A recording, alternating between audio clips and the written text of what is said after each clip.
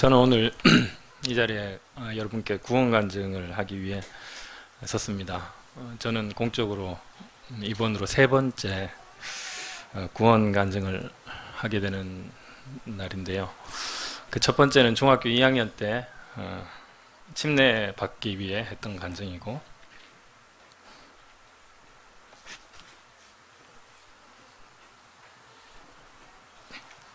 네, 또 한 번은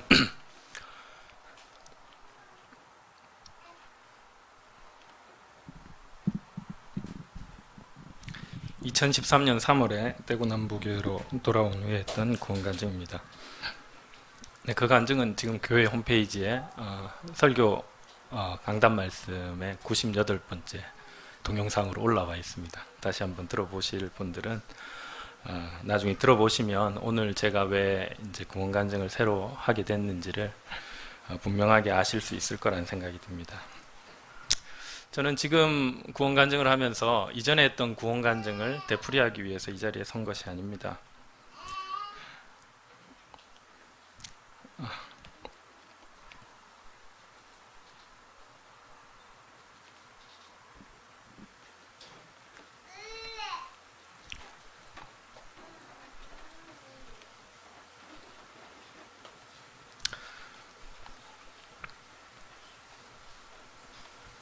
휴지를 준비해 왔습니다. 저는 올해 3월에 비로소 하나님의 은혜로 참된 구원을 받았다라고 여러분들에게 간증하기 위해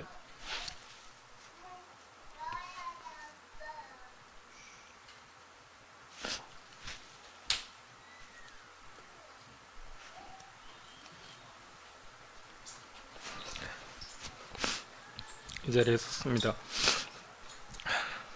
지금부터 저에게 새 생명을 주신 하나님의 은혜의 역사에 대해서 여러분께 말씀드리겠습니다.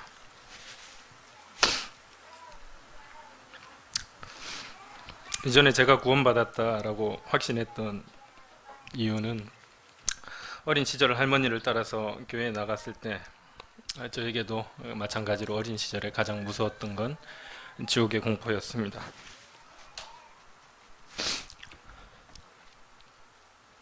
그렇게 무서운 곳이라면 어떤 수를 써서라도 그곳에는 가면 안 된다라는 생각이 들었습니다. 그래서 그 방법을 어떤 수를 써서라도 또 알아야 되겠다라고 생각을 했는데, 친절하게도 많은 어른들이 어떻게 하면 지옥에 가지 않는지 그 방법을 잘 안내해 주셨습니다. 예수 그리스도를 믿기만 하면 내 죄를 용서해 주시고 천국에 갈 수 있게 된다고 하셨습니다. 너무 쉬웠습니다. 외우면 됐습니다. 그리고 어른들이 물어보면 어떻게 대답하면 그러면 천국 갈 수 있어 라는 답을 얻는지 알았습니다. 그래서 또 죄인이라고 고백을 했습니다. 제가 죄인이라고 고백할 이유는 딱 한 가지 있었습니다. 먼저 죄인인 걸 인정해야만 하나님의 구원이 나에게 필요한 것이 되고, 그리고 예수 그리스도의 공로가 필요한 대상이 된다는 것이었습니다. 그래서 저는 죄인이라서 죄인이 아니고 내가 죄인이어야만 구원받을 수 있는 대상이 되기 때문에, 그리고 지옥의 공포를 피할 수 있기 때문에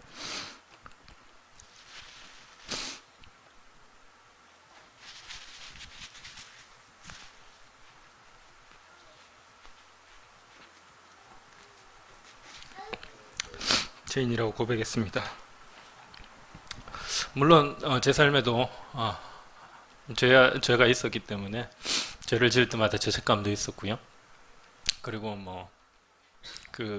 그런 죄로 말미암아서 지옥 간다라는 거에 대해서 보니까 주변에 모든 분들이 죄를 짓고 있는 것 같아 보이더라고요. 그래서 다 죄 짓는 거고 죄인이라고 하면 하나님의 은혜를 받을 수 있을 거니까 나도 죄인이라고 하면 되겠다라고 생각을 했습니다. 그런 식의 생각이 저는 순수한 생각이 아니고 지금에서 보면 참 우리가 본성적으로 얼마나 악한가. 어린 아이조차도 그 마음 가운데 그런 어떻게든 자기 이익을 얻으려고 하기 위해서는 어떤 방법이라도 동원해서 이렇게 고백할 수 있게 되는구나 라는 것을 보았습니다. 심지어는 저는 그런 얘기까지 했습니다. 주변 어른들한테 아주 자랑스럽게 사람들이 왜 구원을 못 받는지 이해하기 힘들다. 내가 예수님을 믿기만 하면 천국 갈 수 있게 되는데 왜 그것을 거부하는지 모르겠다. 내가 거부했다가 죽었을 때 만약에 진짜 천국이나 지옥이 있다면 그 사람은 얼마나 불행한 사람인가. 그러면 어차피 천국이 있는지 지옥이 있는지 지금 내가 살아있을 때 그걸 모른다면 죽고 나서 없으면 다행이고 있으면 큰일이니까 믿는다고 하면 되지 않느냐. 근데 왜 그거를 시인하지 못하는지 난 이해하지 못하겠다라고 어린 시절에 그렇게 얘기를 하더라고요. 그게 제가 가진 믿음의 출발선이었습니다. 그러니 저한테는 믿으면 본전이고 믿지 않으면 본전이고 믿으면 아주 좋은 결과를 낳는 거죠. 그렇게 이제 복음을 그런 용도로 생각을 했던 것입니다. 근데 점점 커가면서 제가 믿고 있는 이 하나님이 이제는 사실로 좀 증명이 되고 내가 확신 가운데 믿어야 되겠다라는 생각이 드니까 중고 시절을 거치면서 과학적, 역사적으로 정말 하나님이 살아계신다라는 증거들이 필요하다라고 생각을 했습니다. 그래서 많은 지식을 쌓아가면서 그래, 내가 믿는 게 가짜는 아니구나, 진짜구나, 이런 생각을 하면서 살아갔고, 또 그런 시간이 길어지면 길어질수록 또 교회 생활을 오래 하면 할수록 이제는 제 삶에 있어서 마치 우리가 대한민국에 살면서 오래 살면은 대한민국 국민화 되는 것처럼 교회화 돼버린 사람이 되었습니다. 그래서 저한테 복음이 정말 필요했던 이유는 공짜 표였습니다. 천국에 갈 수 있는 공짜 티켓이 저한테 필요했던 거고, 하나님의 은혜를 알기도 전에, 그리고 죄악에 얼마나 중한 그 무게가 있는지도 알기도 전에 누군가가 제 손에 쉽게 쥐어준 공짜표가 바로 저한테는 복음이었습니다. 그게 이제 구원의 확신인 줄 알고, 또 그렇게 하면 구원받는 줄 알고 신앙생활이라고 하면서 살아갔습니다. 그래도 나름대로 하나님을 잘 섬기겠다고 많은 부분에서 공부를 했습니다.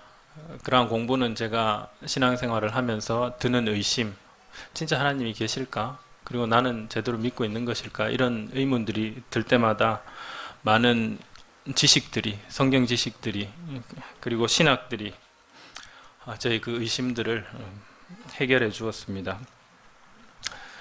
그래서 저는 그 확신의 근거가 내가 옳은 지식을 알고 있으니까, 내가 하나님의 약속의 말씀을 분명히 알고 있으니까, 또 내 삶의 증거가 있으니까, 그렇다면 이게 그리스도인의 삶이 아니고 무엇이겠는가 라고 저 스스로를 다독이면서 신앙생활을 유지하고 살았습니다.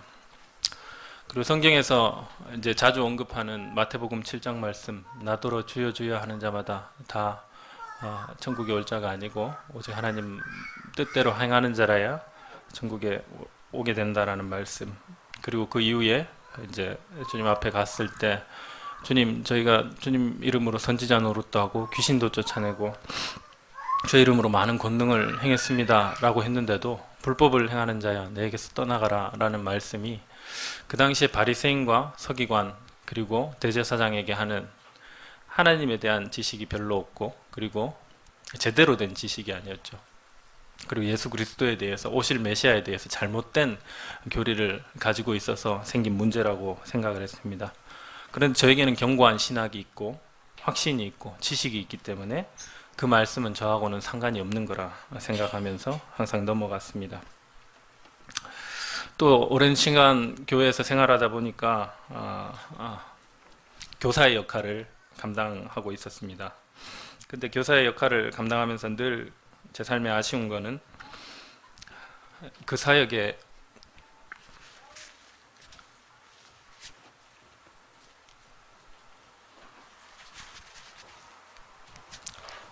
제가 기대하는 열매들이 보이지 않았습니다. 때로 말씀을 전하기 위해 많은 시간을 투자하고, 어떨 땐 말씀을 연구하는 것도 중요하지만 기도하는 게 정말 하나님의 능력을 불러올 수 있다라는 그런 글들을 많이 읽고, 그때는 또 기도를 많이 해보았습니다. 그렇지만은 제가 생각하는 그런 변화는 제 주변에서 나타나지 않았습니다. 근데 이제 가끔씩 어떤 성도님들이 말씀을 전하고 나면 오늘 말씀 좋았습니다. 많이 위로가 됐습니다. 이런 이야기를 해주셨지만 그게 정말 하나님의 말씀으로 생명력 있게 전달되어서 나타나는 열매같이 제 마음에 다가오지는 않았습니다. 그래도 저는 아직 내가 덜 준비돼서 일 거다. 네, 여기 있는데. 네. 그리고 더 많은 경험과 연구를 하다 보면 언젠가 좋은 열매를 맺지 않게 될까 이런 생각을 하면서 지나갔습니다. 또 한 가지는 제가 확신 가운데 있어야 될 이유는 이미 제가 교회화, 기독교화 돼 있다라고 말씀을 드렸듯이 친구들이 가끔씩 혹은 직장 동료들이 묻습니다. 그리스도인들은 무슨 재미로 그렇게 살아가냐고. 그런 얘기를 하면 전 절대 얼굴이 어두워지지 않습니다. 밝게 웃으면서 우리도 재밌는 거 많다고, 우리 주일날 와보면 너무 재밌는 거 많고 우리도 너무 즐겁게 잘 지낸다, 행복하다, 안 와봐서 그렇다, 그렇게 아주 당당하게 말하는 게 다윗이 아주 골리앗 앞에서 당당한 모습을 보였던 것 같은 그런 용기라고 생각하고 그렇게 보여져야만 한다고 생각해서 더 사람들한테 아주 자신감 있게 말했습니다. 그렇지만 그렇게 말하고 나서 뒤돌아서서는 내가 만약에 이 시점에서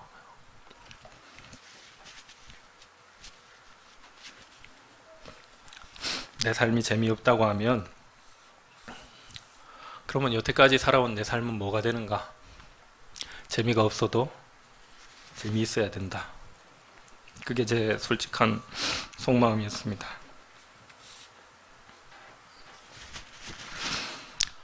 내 속에서 해결되지 않는 많은 문제와 의문이 있지만 그걸 함부로 꺼냈다가는 여태까지 그렇게 쌓아온 업적이 한순간에 무너져 내릴 것만 같았고, 이것은 내가 마음에 묻어두고 스스로 해결해야 될 문제라고 생각했습니다. 내가 아직 미성숙해서 내가 성화되는 과정이라서 그런 걸 거다, 그렇게 생각을 하면서 스스로를 자책하고 내 삶의 열매를 내가 증명해 보여야 된다라고 생각하며 무거운 짐을 지고 살아갔습니다. 근데 지금 돌이켜보면 그러한 것들이 성경에서 말하는 그 어떤 우리 구원받은 증거가 될 수 있는 요소가 아님을 분명히 알 수가 있습니다. 그렇게 살아가다가 최근 이제 올 3월에 있었던 저에게 정말 참된 구원의 확신을 가져다 준 과정을 여러분께 말씀을 드리겠습니다. 사실 작년 9월부터 연말까지는 저희가 오제이 깁슨 형제님의 나는 참 그리스도인인가 라는 교재로 공부를 함께 하고 있었습니다. 그 책은 누가복음 13장에 나오는 길을 가다가 예수님 곁에 있던 사람이 주님, 구원받을 자가 적습니까? 라고 물었던 질문이 나옵니다. 그 질문으로 그 책이 시작을 하는데, 그 책이 말하고자 하는 바는 우리가 구원을 확신한다고 하는 사람 중에 그 구원의 확신의 근거가 도대체 어디에 있는지, 혹은 내가 거짓 신앙 고백을 하고 그것이 진짜인 줄 알고 착각하며 살아가는 것은 아닌지, 자신의 믿음을 진실한 것인지 다시 되돌아보게 하는 의도로 쓰여진 책이었습니다. 그렇게 함으로써 참된 확신 가운데로 나아갈 수 있도록 도움을 주고자 한 책이었습니다. 저는 각과를 마치면서 거기에 나오는 질문 중에 나는 구원받은 근거가 확실히 있는지, 그리고 나는 정말 구원받은 사람이 맞는지 묻는 질문들이 나와 있었습니다.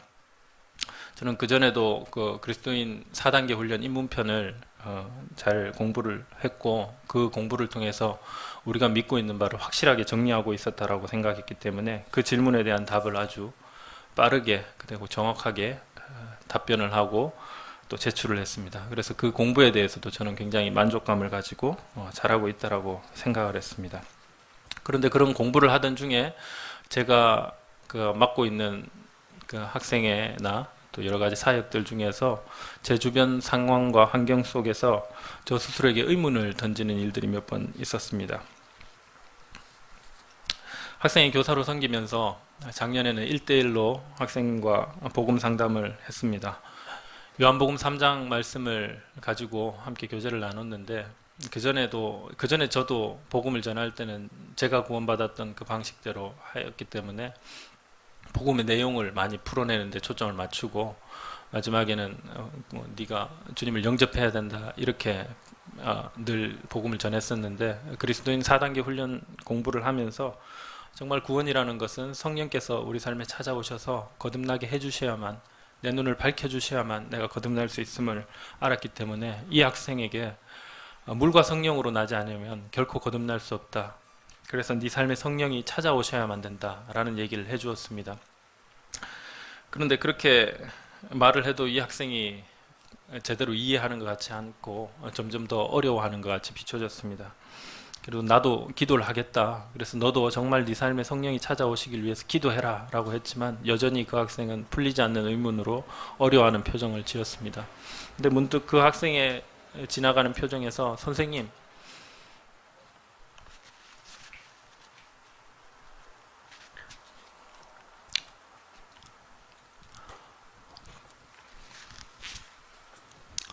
선생님은 진짜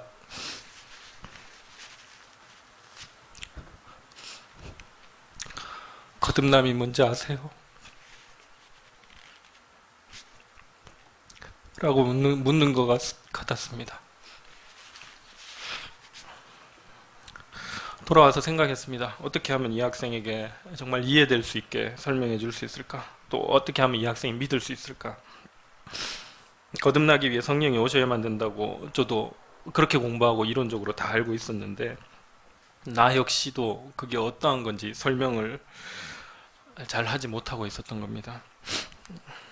그리고 그렇게 생각했습니다. 나는 거듭난 자인데 내 삶에 성령이 찾아오셔서 나는 변화된 게 뭐가 있지? 그리고 잘 배운 대로 성령께서 우리 삶에 찾아오시면 우리에게 나타나는 모습, 하나님의 말씀을 깨닫는 것, 성령의 열매를 맺는 것, 죄를 미워하는 것, 하나님을 사랑하게 되는 것, 형제를 사랑하게 되는 것. 얼핏 보면 제 생각에 제 삶에 다 나타나고 있는 것들을 같았습니다.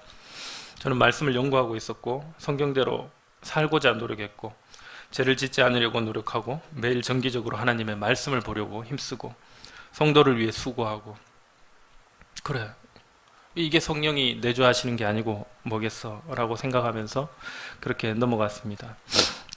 그런데 항상 제 삶에 의문이 생길 때마다 저는 재빨리 그런 식으로 반응해서 문제를 원천적으로 차단하고 있었습니다. 그렇게 의문이 들 때마다 허용하는 게 마귀가 틈타는 거라고 생각했기 때문입니다. 의심을 하는 것 자체가 구원의 확신이 흔들리는 것이고 또 구원의 확신이 흔들린다면 그것은 구원을 못 받은 자로 비춰질 수 있기 때문에 그런 생각이 들 때마다 강하게 부정했던 것이고 방어했던 것입니다. 그렇게 많은 문제를 안고 있었지만 사실은 그 당시에는 문제가 되는 것으로 여기지도 않으면서 저는 나는 참 그리스도인인가라는 공부를 무사히 마치게 되었고 올해 이제 그 다음 과정으로 부흥이라는 주제로 공부를 하게 되었습니다. 당시 제 삶의 모습을 보니 영적 부흥이 일어나야 된다라는 생각을 했기 때문에 이 주제가 참 제 삶에도 잘 맞겠다라는 생각을 했고 이 주제를 공부하고 나서 다시금 이제 신앙적으로 회복되지 않을까 더 이제 주님과 가까워지지 않을까라는 기대를 하면서 공부에 임했습니다. 그런데 그 책의 시작은 또다시 십자가 앞으로 저를 내모는 것이었습니다. 가장 기본적이고 근본적인 문제로부터 시작을 하고 있었습니다. 그래서 저는 속으로 이건 나한테 너무 익숙하고 쉬운 주제가 아닌가라는 생각이 들었습니다. 그런데 이제 그 책에서 부흥을 정의하기는 부흥이라는 것은 생명이 있는 자가 그 생명력이 있음에도 불구하고 다시금 이제 그 침체기에 빠졌다가 다시 하나님으로부터 오는 능력으로 회복되는 것. 그래서 생명이 있는 것이 전제로 되어서 다시 회복되는 게 부흥이다라고 얘기했기 때문에 그래서 우리가 처음 가졌던 그 마음을 다시 회복하기 위해서는 그때를 생각해야 되는가 보다 하고 그 공부에도 다시 적극적으로 임했습니다. 그런데 일과를 읽던 중에 한 문구 앞에서 저는 도저히 그 다음으로 넘어갈 수가 없었습니다. 그 내용은 이렇게 나와 있습니다. 가장 낮은 자리를 취하기 위한 출발은 부끄러움이다. 우리는 은혜를 받을 수 있는 더 낮은 자리를 취하는 것을 시작조차 해본 적이 없다. 그 글을 읽는 순간 가슴이 먹먹해졌습니다. 더 이상 책을 읽기가 어려웠습니다. 그동안 재용서함을 받았다라는 지식으로 저의 신분을 세탁하고 뻔뻔하게 살고 있는 제 모습이 그 순간 부끄럽게 드러나 버렸습니다. 생각해 보니까 저는 바닥에 내려가 본 적이 한 번도 없었습니다. 그리고 스스로 물었습니다. 나는 구원받을 때 내가 하나님 앞에서 죽어 마땅한 더러운 죄인이라는 것을 발견한 경험이 있었던가?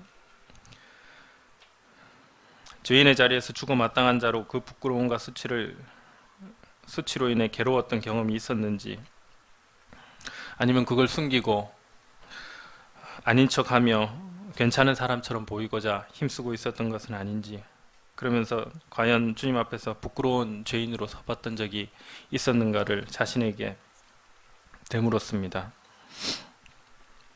물론 저도 구원받기 위해서는 반드시 죄인임을 깨달아야 된다고 그렇게 복음을 전하면서도 얘기하고 교회 앞에서 가르치고 있었습니다. 그리고 그 경험이 가장 먼저라고 얘기는 했지만, 그렇게 얘기하는 이유는 제가 복음을 전할 때 그렇게 해야 된다라고 배웠기 때문에 그랬습니다. 사실은 저는 그 경험이 없지만 남들에게 전할 때는 그렇게 전해야 된다. 제 경험이 아니었죠. 많은 부분에서 제가 가르침을 줄 때 제가 경험해서 한 것이 아니라 제가 공부하고 제가 익힌 것들로 전달했던 것입니다. 누군가가 저한테 그렇게 묻기도 했습니다. 구원받을 때는 다 그런 경험이 있어야 되는 거 아니냐, 자신이 죄인임을 뼈저리게 깨달아야 되지 않느냐라고 물었을 때 제가 늘 하기 좋아하는 말은, 저는 어릴 때부터 복음을 들어왔기 때문에 죄에 대해 그렇게 심각하게 여기지도 않았고, 또 죄인이라는 사실은 배워서 알고 있기 때문에 거부감 없이 받아들였다. 그리고 특별한 삶의 변화는 겪지 않았지만 하나님에 대해서, 성경에 대해서 자연스럽게 들으면서 복음이 나에게 흡수되어졌다라고 저는 늘 얘기를 했습니다. 그리고 그렇게 되는 것은 사람마다 다를 수 있다라고 늘 얘기를 했습니다. 돌이켜보면 저는 구원받은 적이 없었던 것이 맞습니다. 그런데 이제 그 책을 읽으면서 처음으로 제가 하나님의 빛 앞에 노출되어 완전히 추한 실체로 발견되는 모습을 발견했습니다. 요한복음 1장 5절에 빛이 어둠에 비추며 어둠이 알지 못하였다 하였는데, 제 모습이 여태껏 주님의 말씀에 빛에 비추어졌음에도 불구하고 저의 어두운 상태를 전혀 모르고 있었습니다. 그리고 그런 제 모습이 벌거벗겨지듯이 그 자리에 드러나게 됐고, 저는 그 자리에서 참 죽어 마땅한 자로 판정되는 것을 경험했습니다.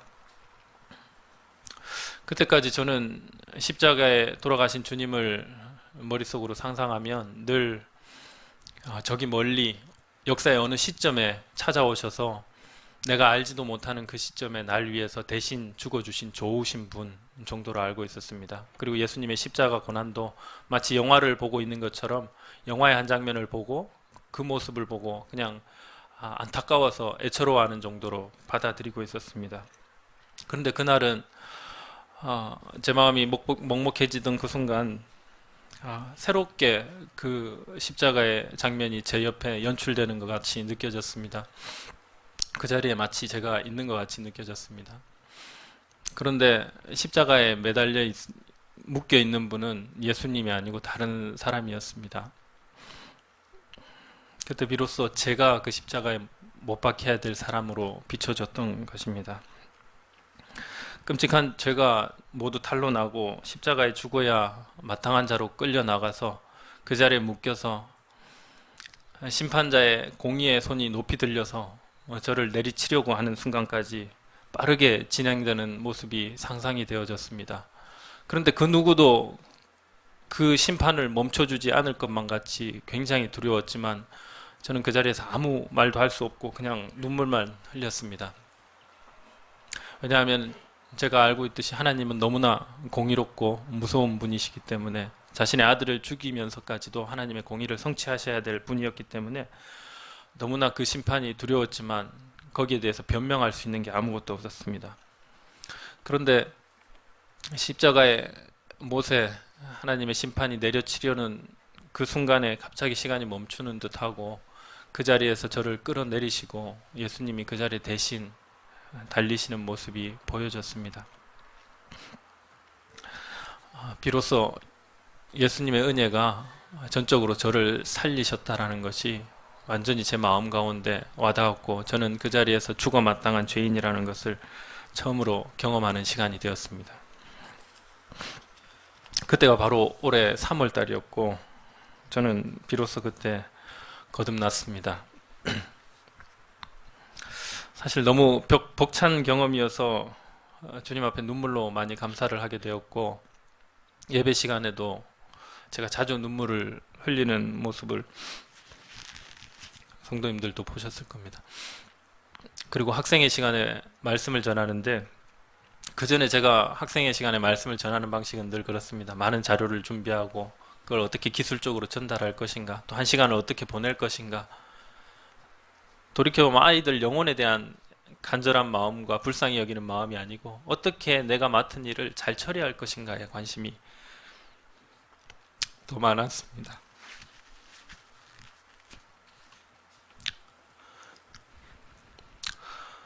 그런데 제 삶에 주님의 역사가 있고 난 다음부터는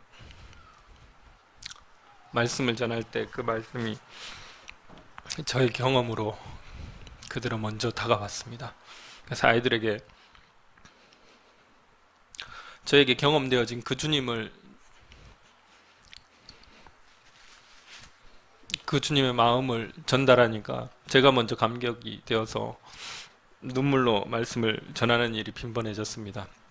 아이들한테는 갱년기가 빨리 와서 그렇다, 또 나이가 들면 눈물이 많아진다 이런 얘기를 했지만 사실은 그것은 성령께서 제 마음을 만지신 역사였습니다. 그런데 제 마음 한편에서 갈등이 있었습니다.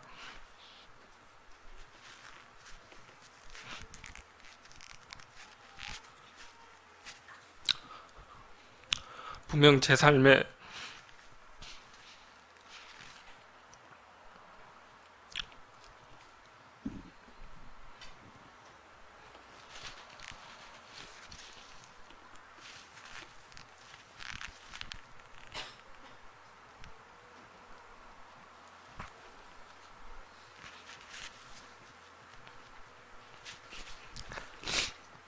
처음으로 경험하는 성령께서 주신 감동인데 이게 비로소 거듭남의 역사라고 얘기하자니까 제가 그동안 가르치고 인도하던 그런 사람이었는데 이제 와서 구원받았다라고 그러면 거기에서 나타날 파장이 저도 예상이 되었습니다.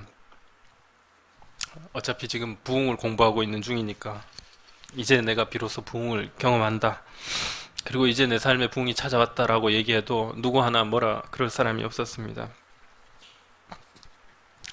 그런데 그런 마음을 품으니까 마음이 굉장히 괴로웠습니다.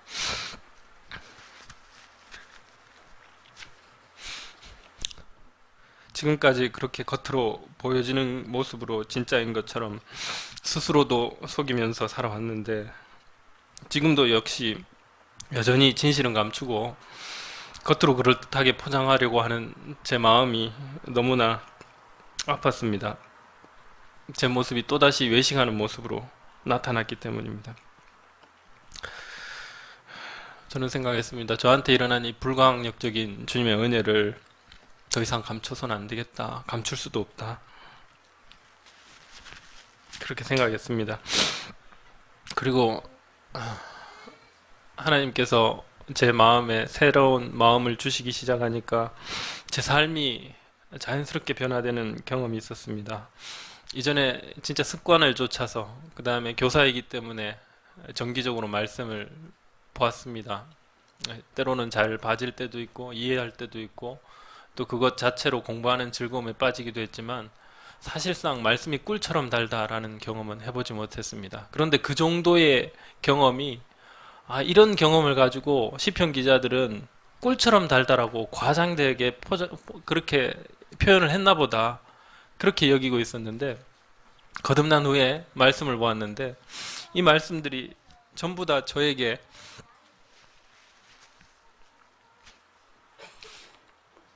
비추시는 하나님의 말씀으로 비춰지니까 이래서 말씀이 달다고 하는구나. 나는 여태까지 말씀이 꿀처럼 달다는 것을 경험해 본 적이 없었구나라는 것을 고백할 수밖에 없었습니다. 학생들을 대하는 태도도 달라져서 영혼에 대한 불쌍히 여기는 마음이 제 마음 가운데 생겼습니다. 이전이라면 그런 마음이 잘 생기지 않았을 겁니다. 제가 정해놓은 시간에 정해둔 분량만큼 정해진 직분에 맞춰서 아이들을 대했는데, 근데 아이들을 향한 안타까운 마음이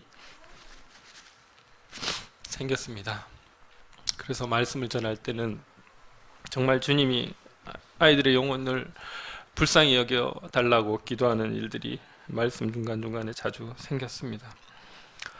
직장 생활과 가정 생활에서의 변화도 굉장히 자연스러웠습니다. 그동안은 제가 그렇게 제 신앙을 증명하려고 노력해서 되던 것들이 진짜 하나님께서 제 삶에 역사하셔서 나타나기 시작하니까 너무 편하게 사람들을 대하게 되었습니다. 그리고 성도님들, 또 교회에서 형님들, 자매님들을 뵐 때도 예전에 정말 제가 생각할 때도 어색한 인사를 드렸었는데, 이제는 그 제 마음 가운데 정말 편안하게 인사를 할 수 있게 되었고, 또 형제 자매님들의 그 안타까운 일들을 접할 때는 저도 같이 마음 아파하는 경험들이 제 삶에서 자연스럽게 나타났습니다. 이게 이제 억지나 의무감으로 되는 게 아니고 진짜 제 삶에서 성령이 역사하시면 성령께서 그 열매들을 맺혀내는구나 라는 것을 삶으로 경험할 수 있게 되었습니다. 이렇게 제 삶에 찾아온 변화에 대해서 저는 먼저 몇몇 형제 자매님들과 교제를 하게 되었습니다. 그리고 학생들과도 교제하는 중에 자연스럽게 이야기가 되어졌었고, 그리고 이것을 더 이상 숨겨서는 안 된다고 생각해서 장로님들과 집사님 그룹에 미리 말씀을 드렸고, 그리고 오늘 이 자리에 서게 되어서 오늘 이 자리에 계신 성도님들께 말씀드리게 되었습니다. 전에 제가 저를 가장 많이 닮은 성경 인물로 누구를 꼽았는지 아십니까? 디모데를 얘기했습니다. 외조모와 그 어머니의 순수한 믿음을 이어받은 디모데, 눈물이 많은 사역자. 비슷한 점이 많다고 생각해서 저 스스로도 디모데라고 생각을 했습니다. 근데 하지만 이번에 이제 성령으로 거듭나는 역사가 제 삶에 있게 되었을 때 정말 제 속에 있는 부패한 중심을 제가 직접 목격하고 난 다음에는 제가 정말 성경 인물 중에 누구를 닮았는지 정확하게 보였습니다. 바로 그것은 사도행전 8장에 나오는 사마리아 사람 마술사 시몬이었습니다. 그는 마술로서 하나님의 능력을 행해서 주변 사람으로부터 많은 칭송을 받던 사람이었습니다. 그러나 사도들이 찾아와서 복음을 전했을 때 그는 믿음을 받아들였고, 그리고 사도의 역사를 통해서 성령이 사람들에게 임하는 모습을 보고는 나에게 그 능력을 팔라, 내가 돈을 줄 테니까, 그렇게 얘기를 했습니다. 시몬의 마음 가운데는 자신이 믿음을 선택한 이유는 자기의 탐욕을 채우기 위해서였습니다. 자기가 보기에 매력적인 모습, 칭송을 받고 명예를 얻고 자기의 능력을 드러낼 수 있는 그런 것이라면 하나님도 돈 주고 사려고 했던 거죠. 근데 그의 모습과 제 모습이 다를 바가 없었습니다.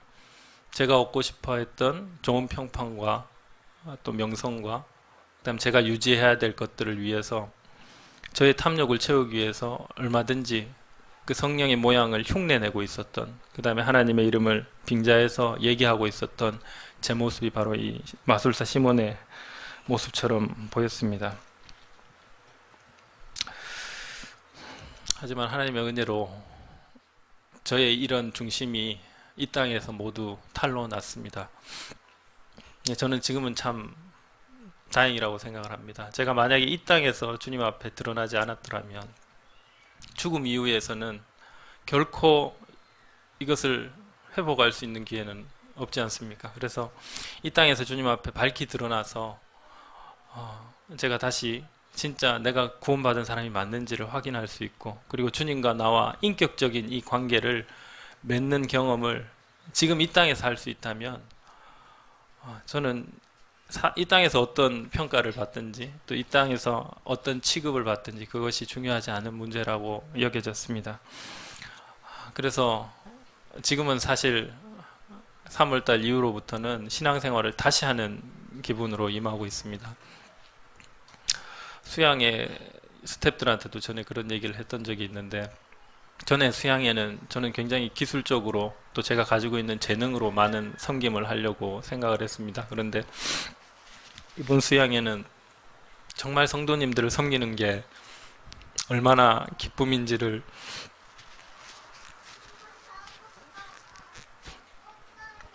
경험할 수 있었습니다. 진짜 힘들지 않았습니다.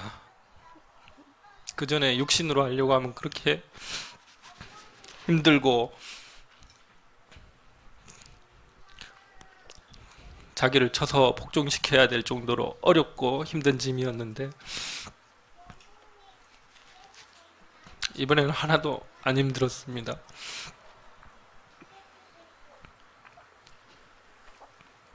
앞으로도 주님께서 제 삶에서 역사하셔서 그런 삶의 열매를 맺기를 소원하고, 그리고 늘 하나님 앞에서 더 진지하게 진실하게 살 수 있도록 많은 기도를 부탁드립니다. 감사합니다.